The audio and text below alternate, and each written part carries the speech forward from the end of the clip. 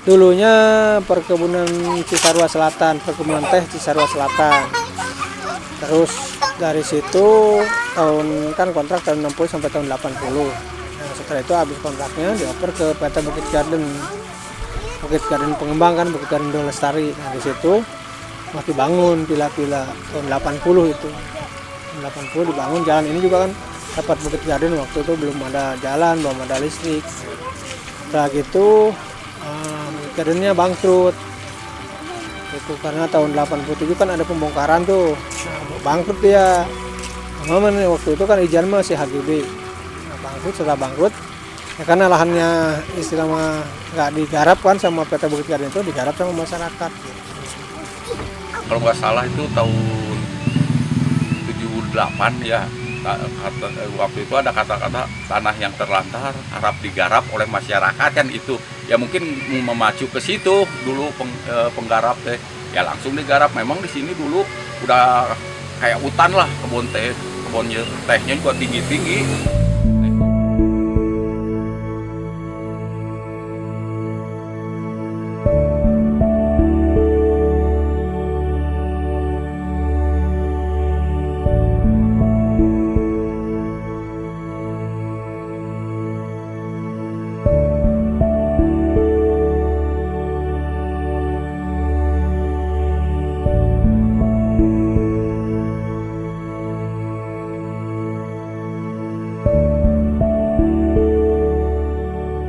Secara pengembangan kewilayahan di Satu Gutar ini masuk ke dalam salah satu pengembangan wilayah untuk kepariwisataan, karena memang secara letak juga kita masuk dalam kawasan puncak.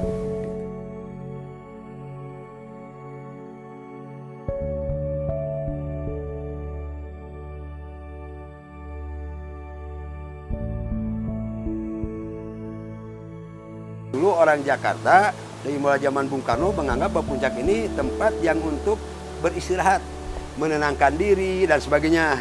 Tetapi setiap mereka membuat pila di puncak ini, orang puncak hanya menjaga pila. Dengan adanya daerah pariwisata dan adanya pila-pila yang disewakan, memang cukup signifikan dengan perkembangan ekonomi, ya, dengan dalam pendidikan yang tadinya mungkin pendidikan, mohon maaf, dengan adanya pendidikan yang memang agak kurang, sekarang sudah mungkin dia bisa sampai SMA, mungkin sampai bisa menguliahkan, dan kehidupan kesejahteraannya juga sedikit agak meningkat sekarang.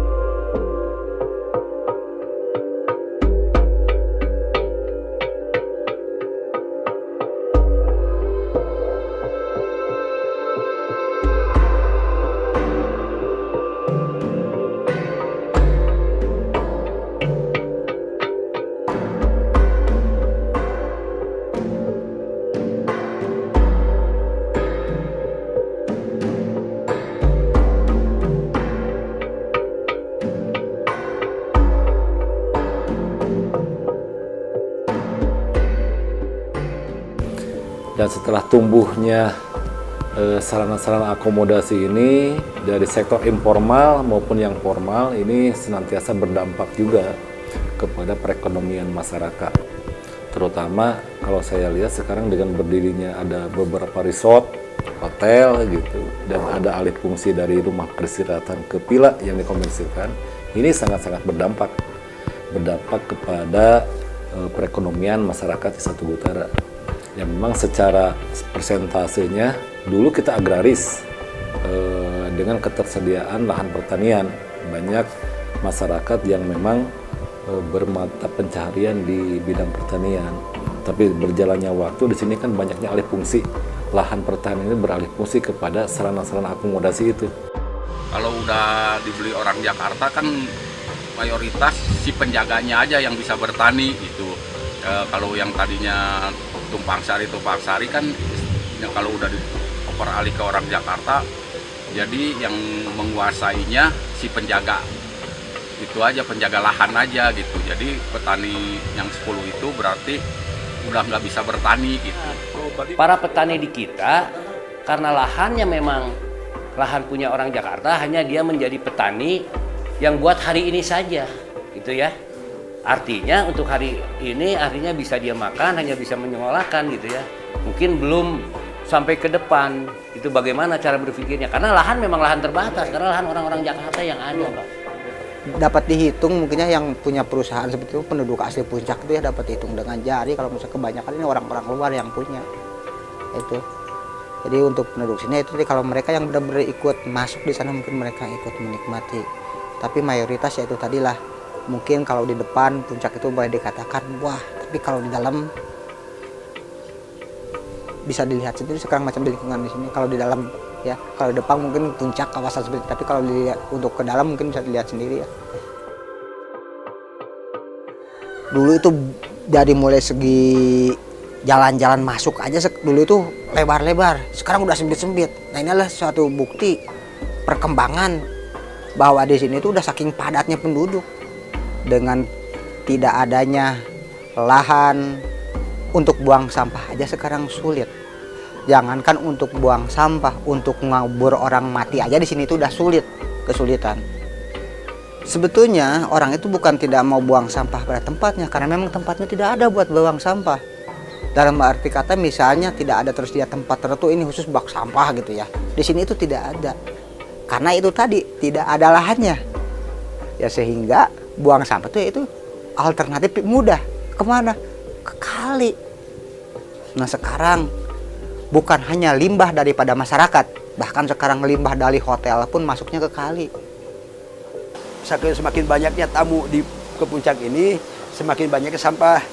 Kadang-kadang sampah yang dibuang di pinggir jalan diangkut oleh DKP, tetapi ada beberapa masyarakat membuang ke sungai. Nah itu yang membuat Jakarta banjir dan sebagainya, terus terjadi erosi. Biasanya hujan di Puncak itu turun ke tanah, ditahan oleh pohon, nanti pohon akan mengeluarkan air itu setitik demi setitik untuk air. Nah sekarang banyak beberapa tempat yang air jatuh ke tanah itu langsung ke sungai. Konsekuensinya konsep untuk drainase di masing-masing villa kan sudah ada peraturan daerahnya, tetapi pemilik villa belum melaksanakan SOP tersebut.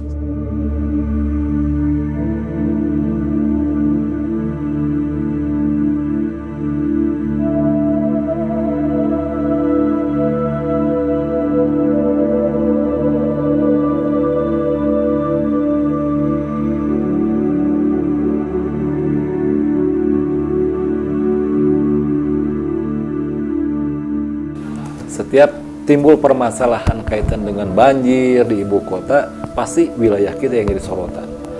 Yang di hilir juga salah, yang di hulu juga salah. Sebenarnya jangan saling menyalahkan, emang salah semua. Ya kita saling membenahi aja, itu aja.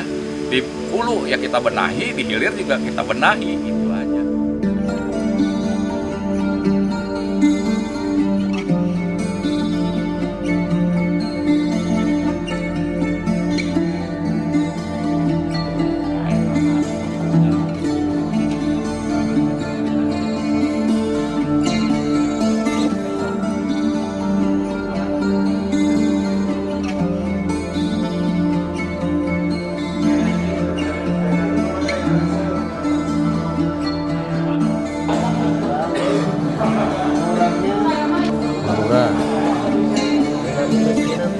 Ya, tidak nganggur, Pak.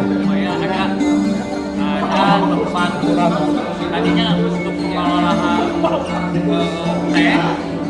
Tenaga kesenian atau tenaga ahli kesenian ada.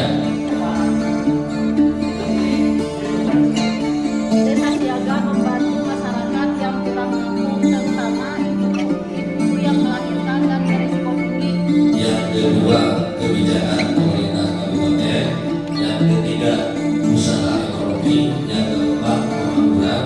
Yang kelima, drainase.